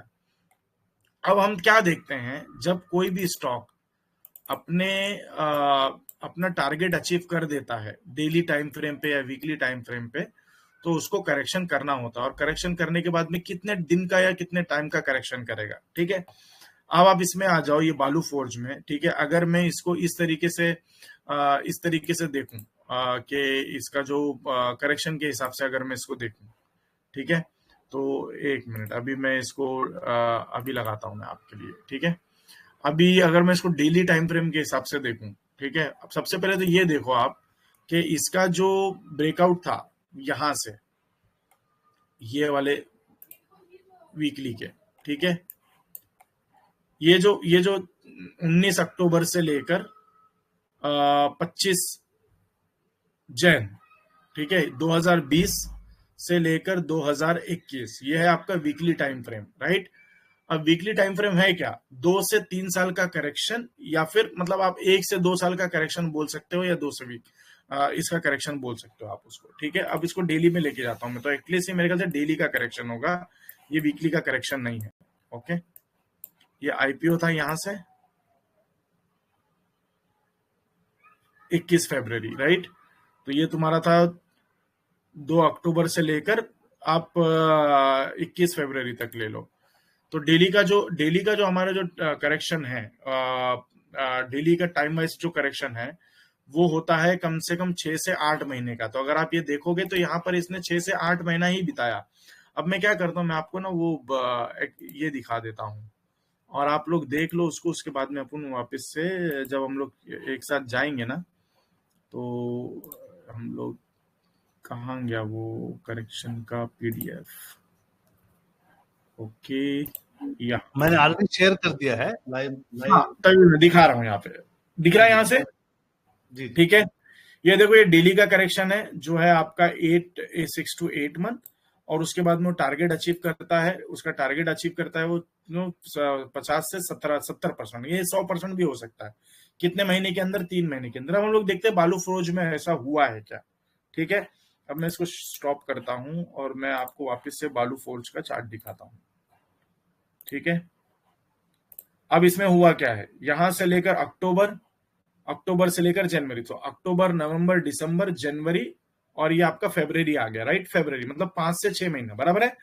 तो आप 5 से 6 महीने भी बोल सकते हो, 7 महीने बोल सकते हो, कोई भी एक आधी महीना इधर उधर चलता है, ठीक है। उसके बाद में उसने करेक्शन कितना देगा, वो टारगेट अचीव करेगा। जब वो डेली के टाइम फ्रेम से निकलेगा तो वो टारगेट अचीव करेगा अपना 60 से 70%, ठीक है। इसने अचीव किया 80%, मतलब 95% ऑलमोस्ट अचीव कर दिया, राइट। अभी क्या हम लोग इस पॉइंट को करेक्शन बोल सकते हैं? एक्चुअली इसको करेक्शन नहीं बोल सकते हम लोग। उसका रीजन क्या है कि ये आईपीओ का स्टॉक था, इसको आईपीओ की थ्योरी के थ्रू से लेना है। ईएमए का करेक्शन किसको बोलते हैं नॉर्मली? जब इसमें सारे ईएमए का मर्जर होता है, जिस तरीके से ये जो मर्जर हुआ है, ये जो मर्जर हुआ है, ठीक है, इसको बोलते हैं हम लोग करेक्शन। एग्जैक्टली ये इसको करेक्शन बोलते हैं, ठीक है। तो अभी आप इसको आप 1 आवर पे भी लेके चले जाओ। अब 1 आवर पे देखो कि यहाँ पे इसने करेक्शन किया है, करेक्शन, अच्छा ज्यादा दूर नहीं जाता हूं मैं, इसको करेक्शन बोलते हैं, ठीक है। इसको इस तरीके से मर्जर को करेक्शन बोलते हैं, ठीक है। तो अभी आप देखो यहाँ पे इसने डेली का एक टाइम वाइज करेक्शन किया, करेक्शन करने के बाद में यहाँ पे इसने टारगेट दिया। अब यहाँ पे जो भी न्यूज आई रहेगी उसके वजह से नीचे गिर गया, ठीक है। अब उसके बाद में ये वापस से करेक्शन पे चला गया। अब ये जो करेक्शन आई थी इसकी, ये जो करेक्शन थी ये वीकली की करेक्शन थी। ये जो पूरी करेक्शन थी ये वीकली की होगी, हाँ ये वीकली की करेक्शन है इसकी, ठीक है। ये वाली जो है ये वीकली की भी नहीं है, 1 मिनट, ये डेली की करेक्शन है। ये यहां से लेकर ये जो करेक्शन है, ये तो कोई न्यूज आई रहेगी, पता नहीं ये क्यों गिरा है। ये यहाँ पे न्यूज आई, यहाँ पे जब गिरा, अब यहां से इसने करेक्शन करना चालू किया। तो ये जनवरी से लेकर जून, ठीक है, ये हुआ डेली का करेक्शन, क्योंकि सारे ईएमए जो है वो मर्जर हो रहे हैं डेली पे। तो जैन से लेकर जून 2023 और ये है 2003, मतलब क्या हो गया, वापस से डेली का करेक्शन जो मैंने आपको बताया 6 से 7 महीने का, एग्जैक्टली इसने 6 से 7 महीना लिया यहाँ पर। और यहाँ पर जब इसने ब्रेकआउट दिया, ब्रेकआउट करने के बाद में आपको टारगेट कितना दिया उसने, ऑलमोस्ट 100% का टारगेट पकड़ के चलो आप, ये टारगेट है, 100% का टारगेट यहाँ पे अचीव कर लिया। अब उसके बाद में फिर से क्या हुआ, फिर से एक time wise price wise correction आया, 200 पे इसने करेक्शन किया। अब क्या होता है, जैसा हम लोग ने पीडीएफ में देखा कि जब वो अपना टारगेट अचीव करता है तो उसको टारगेट अचीव करने का पीरियड भी देखा हमने, कितना पीरियड देखा, 3 महीना 4 महीना जो भी देखा हम। अब उसके बाद में करेक्शन हुआ, अब करेक्शन के बाद में फिर से किसमें, ये जो मूव आया, ये यहां से इसका ये जो यहां से करेक्शन कंप्लीट हुआ है, देखो वापस से जनवरी से लेकर जून 2024, अगेन वही हो गया, 12 से 13 महीना टाइम पीरियड। फिर वहां से इसने फिर से अपना टारगेट अचीव किया। अब इसने यहां से जो टारगेट अचीव किया वो होगा मेरे ख्याल से कुछ अगेन 100%। ये यहां से टाइम वाइज करेक्शन चालू हो गया इसका 150%, ठीक है। उसके बाद में वापस से करेक्शन पे चला गया। तो इस तरीके से होता है। अब ये आप इसको पैटर्न का नाम ले लो, किसी भी चीज का नाम ले लो, अब जब तक के 9 ईएमए के और 20 ईएमए के ऊपर है तब तक के ट्रेंड बुलिश है। अब जब ये 920 के नीचे आने लगा तो ये अपना करेक्शन पे जाएगा। करेक्शन क्या है, जब ये अगर अपना 20 का यहाँ पर मिस किया उसने, तो इसका मतलब इसके वीकली को उसको 20 पे आना ही आना है। अब ये यहाँ पे वीकली के 20 पे आया, बट ये जो करेक्शन आई थी इसको अपने 50 को करेक्ट कर लेना चाहिए था। अगर ये अपने 50 को करेक्ट कर लेता ना तो यहाँ से किसका अच्छा खासा मूव आना चाहिए था। अब मुझे लगता है कि ये हो सकता है 50 पे आए या ये 50 को ऊपर बुलाए। अगर ये 50 को ऊपर बुलाएगा इसका मतलब ये है कि अपना टाइम स्पेंड करेगा यहाँ पे अच्छा खासा, ठीक है। और टाइम स्पेंड करे या तो ये अपने 200 पे आए। अब इसका 200 किधर पे आ रहा है, 597 पे, और वीकली इसका 50 कितने पे आ रहा है, ये एग्जैक्टली वहीं पे आ रहा है। अगर आप देखोगे मतलब 19-20 का फर्क है, वो ठीक है, इसको कोई दिक्कत नहीं है। तो जब तक ये उसका 50 जो है हल्का हल्का ऊपर आ ही जाएगा, तो उसका time wise correction, price wise correction, वो उसके हायर टाइम फ्रेम का प्राइस करेक्शन करने के लिए आएगा 50 का, बट इवेंचुअली डेली का आप देखोगे तो वो 200 का टाइम वाइज करेक्शन करने के लिए आएगा। ठीक है, यहां तक के समझा आपको? Time wise correction, price wise correction, EMA का कॉन्सेप्ट समझा अभी आपको? मैं वापस से वो ओल्ड चीज में जाना नहीं चाहता कि मंथली का 9 पे आएगा, फिर वीकली के इस पे आएगा, डेली के इस पे आएगा, वो सब पे जाना नहीं चाहता मैं इसके लिए आपको एकदम न्यू तरीके से बता रहा हूं ताकि आप उसको अच्छे से समझो। और दूसरी चीज क्या है कि देखो 920 के ऊपर जब तक के है तब तक के स्टॉक अपना है, 920 के नीचे है तो भाई स्टॉक मार्केट में जो बंदे को देना है आप उसको दो, बेच के निकलो। अपन जब तक के ट्रेड नहीं लेंगे जब तक के वो कोई उसके ईएमए पे आके सस्टेन करके वहां पे वो थोड़ा टाइम स्पेंड नहीं करे। ठीक है, बहुत बढ़िया आपने महबूब भाई। तो अभी आप क्या करें, ऑडियंस में से 2 चार्ट्स लाइव बता दें और आखिरी में निफ्टी का बता दे के सेशन एंड कर दें। ठीक है, अल्कलामाइन देख लो ना महबूब भाई। हाँ बोले ना भाई। अल्कलामाइन का चार्ट ऐसे देखो कि नहीं, जो ये आज ये का में है ना, जी हाँ ठीक है, करेक्ट। अल्कलामाइंस देख लो अपने महबूब भाई। ओके, कैंपस देख लो भाई, कैंपस। एक सेकेंड, दो हमारे ब्रदर्स से एक सिस्टर्स का ले लेंगे।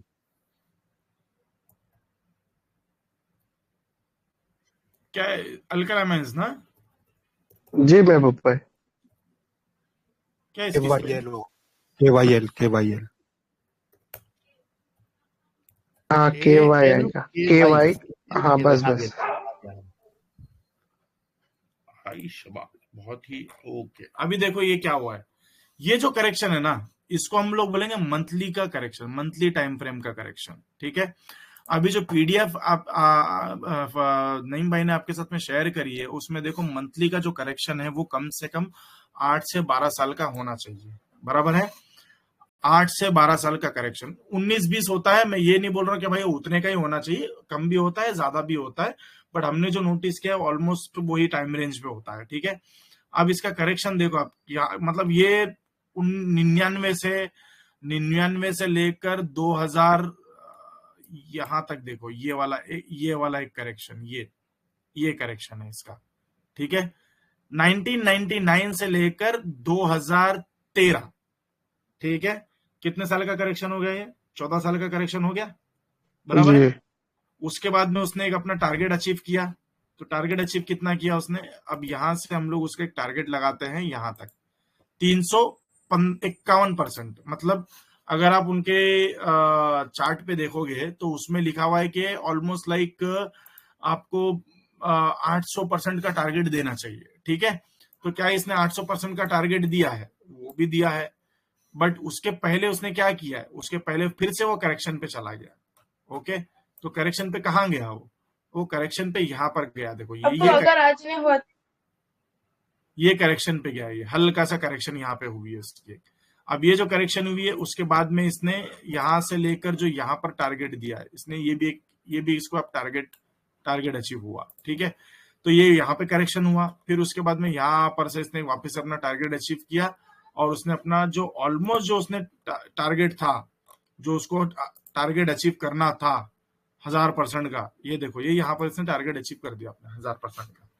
बट बीच बीच में क्या हुआ है? बीच बीच में करेक्शन होते हुए चला गया है। ठीक है, अब जैसे मैंने बोला था आपको कि वो अपना पैटर्न बनाएगा, जरूरी नहीं है कि हर स्टॉक सिर्फ ऊपर ही ऊपर जाते जाए। उसके रेंज से निकलने के बाद में उसको 100% देना था, अब उसके बीच में वो वापस से रुक गया। वो रुक गया तो कंपनी में कोई रीजन की वजह से रुका होगा। ठीक है, उसके बाद में क्या हुआ? उसके बाद में देखो वापस उसने 100% अचीव कर दिया उसने। अब ये क्या हो रहा है? अब यहाँ पे जो इसका है वो करेक्शन हो रहा है। अब करेक्शन किस चीज का हो रहा है?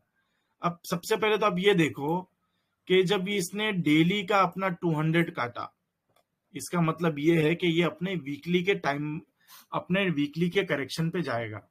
वीकली के करेक्शन पे कौन से करेक्शन पे? हो सकता है वीकली का वो 50 पे करेक्शन पे जाए, या हो सकता है वो इसके वीकली के 20 के करेक्शन पे जाए, या 100 के करेक्शन पे जाए। ठीक है, अब जब ये यहां पर आया तो इसका मतलब क्या है, ये इसका 100 का करेक्शन करेगा यहाँ पे। तो इसने ये फर्स्ट टाइम करेक्शन करने यहाँ पर आया और यहाँ पर एक जोन बनाया है इसने, ठीक है। अब क्या ये जोन सस्टेन किया, ठीक है। अब डेली के टाइम फ्रेम पे जाओ आप। अब यहाँ पे हुआ क्या, देखो यहाँ पे ये डेली का टाइम सस्टेन कर ही नहीं पाया। क्यों? क्योंकि डेली में जो है वो 200 के नीचे ही है और सारे ईएमए भी इसके 200 के नीचे है सिवाय 920 के। इसका मतलब क्या था कि भाई ये स्टॉक अभी और टाइम लेगा ऊपर जाने, या तो ये नीचे भी गिर सकता है क्योंकि इसके सारे ईएमए जो वो नीचे की तरफ थे, ठीक है। अब हम वापस से वीकली में गए, ठीक है। अब इसका मतलब क्या है कि वो अपने वापस से नीचे के टाइम फ्रेम पे करेक्शन करने जाएगा। तो ये इसने यहाँ पे 100 पे करेक्शन करने के लिए आया है, ठीक है।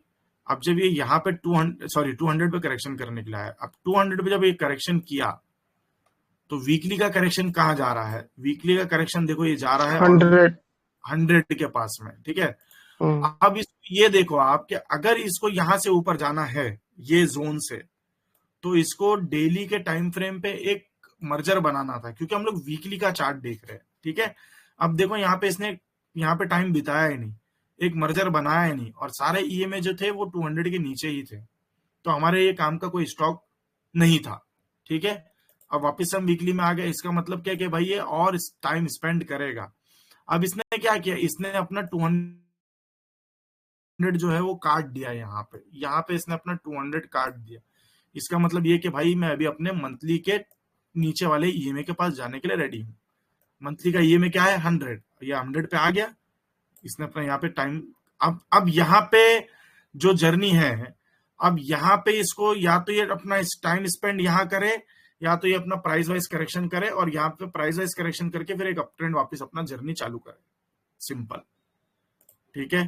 अब ये अपनी जर्नी कब तक करेगा? तब तक के जब तक के इसका वीकली, क्यों? क्योंकि अब ये 200 के मतलब अब ये मंथली के 200 पे है और वीकली का 200 नीचे काट दिया है। तो अगर इसको यहां से सस्टेन करके ऊपर जाना है तो इसको वीकली का 200 का मर्जर बना के सारे ईएमए 200 के ऊपर ला के फिर इसको यहां से अपट्रेंड की जर्नी चालू करनी होगी। अब यहां पर आप डेली का टाइम फ्रेम का चार्ट नहीं देख सकते हो। यहाँ पे इस पे डेली के टाइम फ्रेम के चार्ट का मेरे लिए रिलेवेंस नहीं है, क्योंकि इसके वीकली टाइम फ्रेम पे ये स्टॉक 200 के नीचे है और सारे ईएमए जो है एक्सेप्ट 100 200 के नीचे है, और 100 भी 200 के नीचे आने की कोशिश कर रहा है। जी जी बहुत बढ़िया। महबूब भाई की माइक से आवाज रिफ्लेक्ट मेरे से हो रही है। एक मिनट, नहीं एक साहब का फोन ऑन है। मोमिन माइक म्यूट करो प्लीज। मोमिन की आवाज हो रही। अच्छा, अपने एक सिस्टर का एक सेकेंड क्वेश्चन, उसके बाद और एक ब्रदर का, और आखिरी में निफ्टी के बारे में, रेमंड के बारे में पूछ रही है हमारी सिस्टर। अच्छा, रेमंड के बारे में, ठीक है, ओके।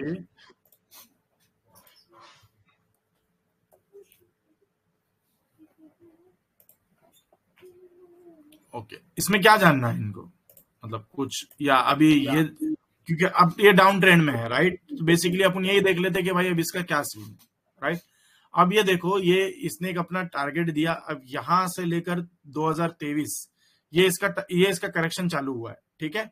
ये करेक्शन यहाँ पे चालू हुआ। अब मैं ज्यादा पीछे नहीं जाऊंगा, मैं बस अभी फिलहाल यहाँ पे आ रहा हूँ, ठीक है, कुछ चीज समझाने के लिए। फिर उसके बाद हम लोग ऊपर भी जाएंगे और ये भी चीज समझेंगे, ठीक है।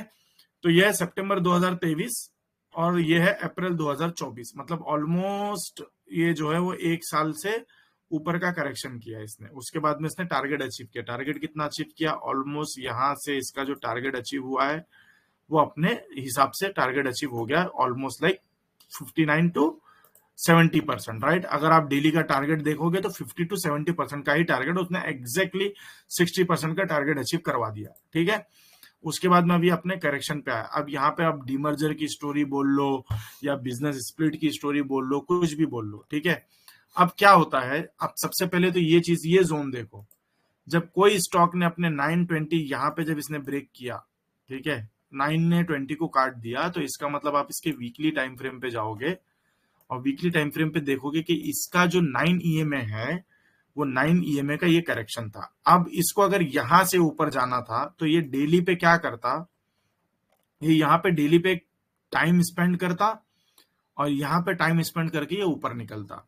ठीक है, इसने कोशिश करी लेकिन ये हायर ब्रेक नहीं किया और ये यहाँ से नीचे गिर गया। तो अब ये क्या हुआ, यहाँ पर से वापस से ये 920 का क्रॉस डाउन कर दिया इसने। ठीक है, और उसके साथ साथ में इसने ये जो कैंडल है वो ये 50 के नीचे क्लोज कर दी, बट बाद में वो हम उसको बाद में देखेंगे। ठीक है, अब जब ये हुआ तो इसमें क्या हुआ, अब इसने अपने इसका मतलब क्या है, जब ये यहाँ पे कैंडल क्लोज करी इसका मतलब ये है कि ये अपने 20 को करेक्शन करने आएगा ही आएगा। तो इसने 20 के करेक्शन को करने यहाँ पर आया। अब ये ऊपर जाएगा कि नहीं जाएगा, that is the next question. ठीक है, अब हम इसके डेली टाइम फ्रेम पे आए। अब हमने देखा कि भाई यहाँ पे ये एक मर्जर बनाए और यहाँ पे मर्जर बना के जब ये ऊपर निकले तब उसका मतलब ये है कि ये इसके अपने 20 को सस्टेन कर रहा है। बट इसने क्या किया, सारी ईएमए जो है वो 9 के नीचे ही थी, इसका मतलब ये अपने ऊपर जाने को तैयार नहीं था और इसने यहाँ पे अपने 50 को 50 के नीचे क्लोजिंग दे दी प्राइस, और यहाँ पे इसने ईएमए नीचे दे दिया। तो इसका मतलब क्या है कि ये जोन से ये जोन में या तो ये अपने जो वीकली का जो हायर टाइम फ्रेम का 20 के नीचे का जो ईएमए है वो है 50, अब वो यहाँ पे अपने 50 को करेक्ट करने के लिए आएगा। तो यहाँ पे इसने अपने 50 को करेक्ट किया। ठीक है, अब डेली पे क्या हुआ, वो 200 पे आ गया। अब अगर इसको यहां से ऊपर जाना है तो इसको सारे ईएमए को ऊपर लेकर ये यहां से निकले। तो अब आप इसको वीकली में आओ, ये देखो क्या किया इसने। अब ये यहाँ पर ये जो 100 मिस किया है ना, मेरे लिए थोड़ा सा ये कि यार यहाँ पर टाइम बिताए, ये अपने ईएमए को ऊपर बुलाए तो ये अपने 100 को भी टच कर देगा। अब यहाँ पे ये थोड़ा टाइम सस्टेन करे, सारे ईएमए को ऊपर लेकर आए, उसके बाद में अपनी एक जर्नी चालू करे। उसके बाद में मैं मानूंगा कि भाई इसने अपने वीकली का टाइम प्राइस वाइज जो करेक्शन था 50 ईएमए का, वो उसने करेक्शन किया और करेक्शन करके निकल गया। ठीक है, बढ़िया माशाल्लाह। अभी एक आखिरी क्वेश्चन ऑडियंस से, उसके बाद आपके आईटीआई का ले लीजिए ना, तो सब आईटीआई का। आईटीआई ठीक है, अच्छा ओके। अब आईटीआई में क्या हो रहा है, देखो आईटीआई में अब हम इसको सबसे पहले मंथली टाइम फ्रेम पे जाते हैं। अब ये मंथली का करेक्शन से निकला है भाई, मंथली का करेक्शन मतलब ऑलमोस्ट 2017 से लेकर 2023, 17, 18, 19, 20, 21, 22, 23, मतलब अपना 7 साल का करेक्शन। ठीक है, तो हम लोग का जो मंथली का करेक्शन है उसमें 8 से 12 साल बराबर है। तो आप इसको 7 साल इट्स ओके, अभी थोड़ी देर पहले मैंने बोला आपको, राइट। अब उसके बाद में इसने अपना यहाँ से आप जर्नी चालू किया। तो सबसे पहला जो टारगेट था वो क्या है, टारगेट यहां से जो टारगेट है यहां तक ऑलमोस्ट उसने 400% का टारगेट अचीव कर दिया। 400% का टारगेट जो है उसने कितने टाइम में किया है, ये है 23, 24, 25, मतलब 3 साल, 1.5 साल, 3 साल, 3 साल ना, 23, हाँ 3 साल, जुलाई है, जुलाई, अगस्त, सितंबर, अक्टूबर, नवंबर, दिसंबर, मतलब 6 महीना। ठीक है, सो 23, 24, 25, मतलब आप समझ लो 2.5-3 साल में इसने अपना टारगेट अचीव कर लिया। बट इसको टारगेट अचीव करना चाहिए था कम से कम 800 से 1200%, बट इसने किया है ऑलमोस्ट 500%, जिसमें 400%, जिसमें मान लो आपके भाई 400% कम है। तो अब क्या होगा, यहाँ पे थोड़ा सा टाइम बिताए और उसके बाद में ये ऊपर निकले, ये अपना टारगेट इंशाल्लाह अचीव करेगा। ये वो उसको जो अपना टारगेट अचीव करना है करेगा, बट ये थोड़ा करेक्शन करते हुए निकलेगा। ओके, तो मंथली का तो इसने टारगेट दिया। अब आप यहाँ पे वीकली पे आ जाए तो ये वीकली का ये करेक्शन नहीं है, ये है डेली का करेक्शन। ये देखो ये डेली का करेक्शन है।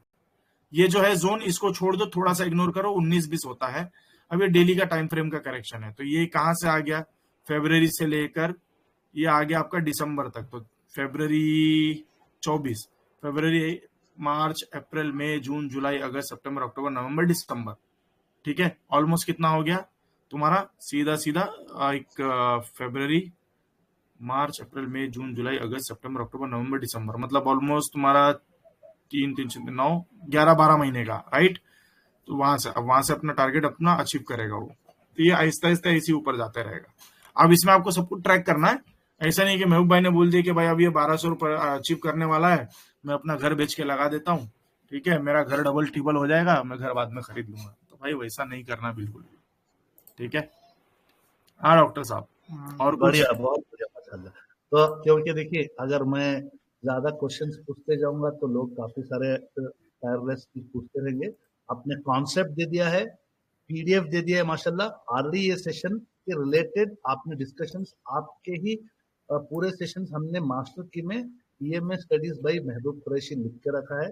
तो तमाम हजरात उन पूरे स्टडीज को दोबारा फुर्सत में स्टडी करें। ये भी वीडियो उसी अब मेरी आखिरी में एक आप मेरा जी एक मैं आखिरी लास्ट स्लाइड है जो आप बोल सकते हो कि चलो मैं शेयर कर देता हूँ, ठीक है। जी जी अभी इस पीपीटी को या आप ये समझ लो कि इस लाइन मतलब आप इस पीपीटी को देखो। अब इसमें लिखा क्या है? इसमें लिखा यही है, सिंपल तरीके अगर मैं तुमको बोलूं कि जो आपके नसीब में है वो आपको मिलेगा किसी भी तरीके से, ठीक है।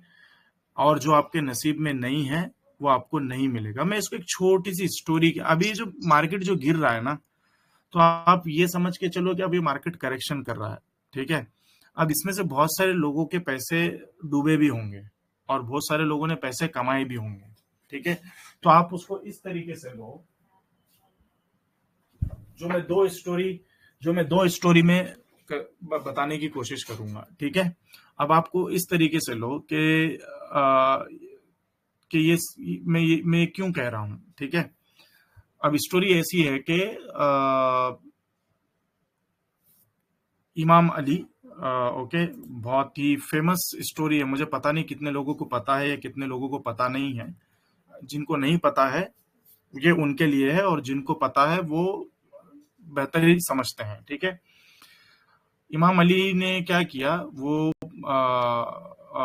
मस्जिद में जा रहे थे। तो मस्जिद में जाने के, अब ये मेरे ख्याल से इमाम अली की ही स्टोरी है शायद, ठीक है, कि मस्जिद में जा रहे थे, उनके पास में घोड़ा था या उनके पास में ऊंट, शायद मेरे ख्याल से उनके पास में घोड़ा था, ओके। तो उन्होंने क्या किया, मस्जिद में जाने से पहले एक जो बच्चा बैठा था मस्जिद के बाहर, उसको अपना घोड़ा दिया और उन्होंने कहा कि मैं नमाज पढ़ के आता हूँ, जब तक कि आप मेरे घोड़े की हिफाजत करो, मैं आऊंगा और आपसे घोड़ा ले लूंगा। तो बच्चे ने एग्री किया, ठीक है। अब उनके दिल में क्या था इमाम अली के, कि जब मैं बाहर निकलूंगा तो मैं उस बच्चे को 1 दिनार, सोने का जो 1 दिनार है, मैं उसको as a token of love कि भाई उसने मेरा घोड़ा संभाला है, मैं उसको दूंगा, ठीक है। अब बच्चे ने क्या किया, बच्चे को पैसे की जरूरत थी, ठीक है। अब जब उसको पैसे की जरूरत थी तो उसने क्या किया कि घोड़ा तो छोड़ दिया, बट घोड़े के ऊपर जो उसका सैडल होता है ना, जिसको हम लगाम कहते हैं, जो उसकी सीट होती है, उसको निकाला और उसको निकाल के उसने लेके चला गया। मतलब उसने उसको चुरा लिया, और ये सोच के चुराया कि भाई इसको मैं मार्केट में जाऊंगा और मार्केट में जाके मैं इसको बेचूंगा, और मेरे को जो पैसा चाहिए घर के लिए, मैं उसको मेरे घर का जो अखराजात है वो पूरे हो जाएंगे। अब जब इमाम अली जब बाहर आए तो उन्होंने क्या देखा कि भाई मेरा घोड़ा तो है लेकिन बच्चा नहीं है और मेरा सैडल नहीं है, उसका जो उनके जो बैठने का जो लगाम, जो भी बोल लो आप, ठीक है। तो उन्होंने क्या किया, एक बच्चे को बुलाया फिर से और एक साहबजादे को बुला के कहा कि 1 दिनार लो और मेरे लिए एक नया सैडल खरीद के लेके आओ मार्केट से। अब बच्चा जाता है और वो सैडल खरीद के नया लेकर आता है, ठीक है। अब उनका सरप्राइज क्या हुआ कि जो सैडल उनका था वो बच्चे ने वही सैडल खरीद के लेकर आया। तो जब उन्होंने पूछा कि ये आपको कहाँ से मिला, तो उन्होंने कहा कि मैं मार्केट गया था, तो मार्केट में एक बच्चा ये सैडल बेच रहा था। तो जब मैंने उसको पूछा कि कितने का बेच रहा था, तो उसने बोला कि मैं एक दिनार में इसको बेचूंगा, 1 सोने की दिनार में इसको बेचूंगा, ठीक है। तो मुझे वो अच्छा लगा, तो मैंने वो लिया, और जबकि आपने मुझे 1 दिनार दिया था, तो वो 1 दिनार का मैंने खरीद के लाके ये आपको दिया है। अब इस स्टोरी में मतलब क्या है, इसका मतलब ये समझो आप कि अल्लाह को आपको अगर रिस्क देना है ना, तो चाहे वो मार्केट कितना भी नीचे हो, चाहे मार्केट कितना भी हो, आपके नसीब में अगर वो 1 दिनार है तो आपको 1 दिनार ही मिलेगा, 2 नहीं मिलेगा, ठीक है। हजरत इमाम अली ने ये उनके दिल में ये था कि जब मैं बाहर आऊंगा तो मुझे उस बच्चे को 1 दिनार दूंगा as a token of love कि भाई उसने मेरा घोड़ा संभाला। बट बच्चे ने क्या किया, बच्चे ने एक सैडल लिया, लेके चला गया, बट अल्लाह को उसको वो पैसा देना था, तो किस जरिए से उनको पैसा दिया वो आप देखो, ठीक है। अब इसमें दूसरा नजरिया क्या है, एक नजरिया है हलाल तरीका, एक नजरिया है हराम तरीका, ठीक है। अब इंटेंशन क्या था, पैसा तो देना था, लेकिन बच्चे ने इंटेंशन क्या हो गया, अगर वो थोड़ा पेशेंसली वहां बैठता ना तो वही 1 दिनार उसको हलाल तरीके में मिलता, लेकिन उसने क्या किया, उसने हराम तरीका चुना, ठीक है। रिस्क तो उसको मिल गया, किस तरीके से मिला वो एक अलग बात है। तो आप ये सोच के चलो, मार्केट में अगर आप आए हो ना तो अननेसेसरी प्रेशर लेने की जरूरत नहीं है, अननेसेसरी टेंशन लेने की जरूरत नहीं है। अगर अल्लाह ने आपके नसीब में 10 रुपए लिखा है तो 10 रुपए ही मिलेगा, अगर अल्लाह ने आपके नसीब में 1000 रुपए लिखा है तो 1000 रुपए ही मिलेगा। अगर अल्लाह ने नसीब में लिखा है कि ये बंदा 1 महीने बाद, 10 महीने बाद, 10 साल बाद अमीर बनेगा, तो आप 10 साल बाद ही अमीर बनोगे। अगर आप ये सोचोगे ना कि भाई 10 के स्टॉक भाग रहे हैं, मेरे क्यों नहीं भाग रहे हैं, अरे यार मैं ले रहा हूँ उसी में मुझे नुकसान हो रहा है, दूसरे ले रहे हैं उसमें उसको फायदा हो रहा है, क्या मेरी स्टडी गलत है, क्या मेरा चार्ट पढ़ने का तरीका गलत है, क्या मेरे चार्ट को देखने का नजरिया गलत है, ये एक शैतानी वलवला है, ठीक है।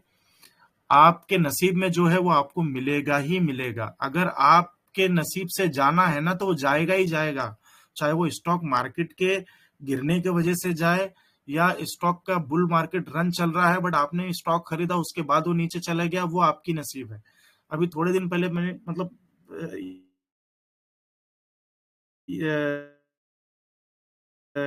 मेरे ख्याल से नईम साहब को मैंने कहा था कि बुल मार्केट जी चेंज, मार्केट चेंज, याद है ना नईम भाई, ठीक है, जी जी जी कि मार्केट चेंज ट्रेंड चेंज, और मैंने उनको स्क्रीनशॉट भी बताया। तो मेरे यही है कि अगर मेरे नसीब में उतना पैसा लिखा है, मुझे कहीं से भी अल्लाह देगा।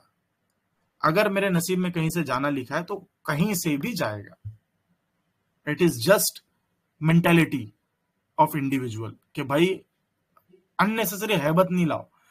भाई मेरा भी पोर्टफोलियो अच्छा खासा, इंडिया का पोर्टफोलियो तो मेरा अच्छा खासा गिरा हुआ है, बट फेथ ये है कि भाई ठीक है सबका गिर रहा है, मेरा गिर रहा है, उसमें प्रॉब्लम क्या है, गिर रहा है, जब ऊपर जाएगा जाएगा।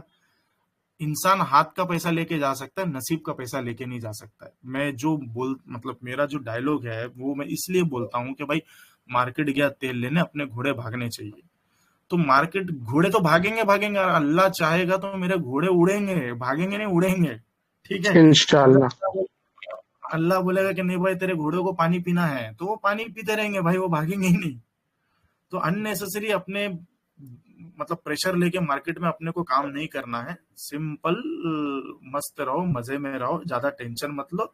जैसे अपन खुशी में चार चाहे वो बुल मार्केट हो चाहे वो बेयर मार्केट हो, खींचते रहो, मस्त रहो, ज्यादा टेंशन नहीं लेने का। सही ना नहीं भाई?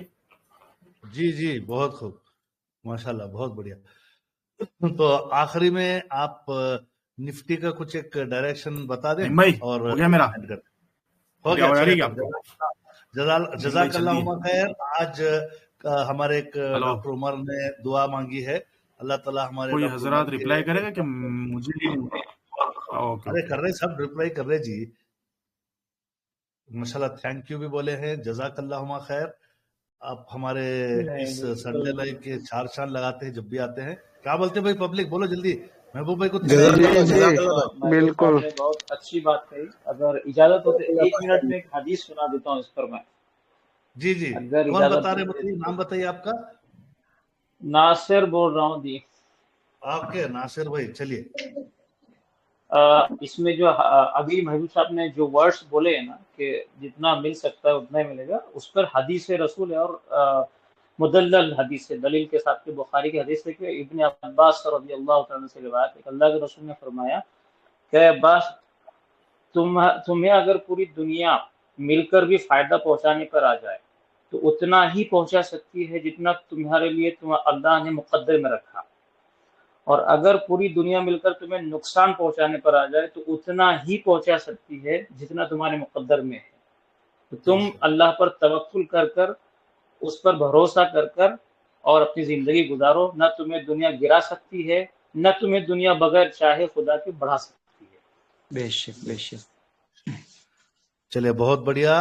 अल्लाह ताला हमारे इस जुड़ने को कबूल फरमाए, और जो अच्छी अच्छी बातें महबूब भाई ने बताई हैं, चाहे वो ट्रेडिंग रिलेटेड हो, चाहे वो हकीकत के रिलेटेड हो, चाहे वो हमारे नसीब रिलेटेड हो, सब चीजों को अल्लाह ने उनकी जबान से बहुत अच्छे से हमको समझाया है। उम्मीद है कि आप तमाम हजरात को आज का संडे लाइव पसंद आया होगा। तो सेशन का एंड करते हुए हम बहुत बहुत शुक्रिया बोलेंगे महबूब भाई का, और उनके लिए, उनके बच्चों के लिए, उनके वालिदैन के हक में सब लोग दुआ करें। हमारे एकेडमी मेंबर्स ने कुछ दुआएं भी मांगी हैं। एक भाई साहब ने कहा कि डॉक्टर साहब बच्चों के एग्जाम्स आ रहे, उनके लिए दुआ करें। अल्लाह ताला हमारे एकेडमी के तमाम जो घरों में बच्चे एग्जाम्स की तैयारी करें, उनके लिए भी पूरे तहे दिल से सब हजरात दुआ करें। हमारे एकेडमी के हर मेंबर के घरों में बच्चे एग्जाम में अव्वल नंबरों में पास हों इंशाल्लाह। और डॉक्टर उमर के पीएचडी का एग्जाम है, उनके लिए भी दुआ करें। अल्लाह ताला उनके इस पीएचडी एग्जाम में अव्वल नंबर से उनको कामयाबी अता फरमाए। और साथ साथ तमाम हजरात के लिए ये भी दुआ करते हैं कि काफी मायूस होंगे आप तमाम, काफी मतलब मैं भी लॉस में हूँ, काफी सारे लॉस पे, स्विंग ट्रेड्स का मेरा पोर्टफोलियो काफी लॉस में है, काफी सारे लोगों का लॉस में होगा। अल्लाह ताला उम्मीद है कल से इंशाल्लाह हम लोग धीरे धीरे करके हमारे अपने लॉसेस को रिकवर कर लेंगे। और आखिरी में वही दुआ देता हूँ, फिर वरना टाइम हो जाएगा। तमाम हजरात सबको माफ करके सोएं इंशाल्लाह, जैसा महबूब भाई कहे उस तरीके से प्लान करके ट्रेड लें। जज़ाकल्लाहुम्मा खैर, सुभानअल्लाह व बिहम्दिही, सुभानकल्लाहुम्मा व बिहम्दिका, अशहदु अल्ला इलाहा इल्ला अंता अस्तगफिरुका व अतूबु इलैक। जज़ाकल्लाहुम्मा खैर। डॉक्टर साहब वीडियो डाल दो ना। हाँ, यूट्यूब पे आ जाएगी इंशाल्लाह।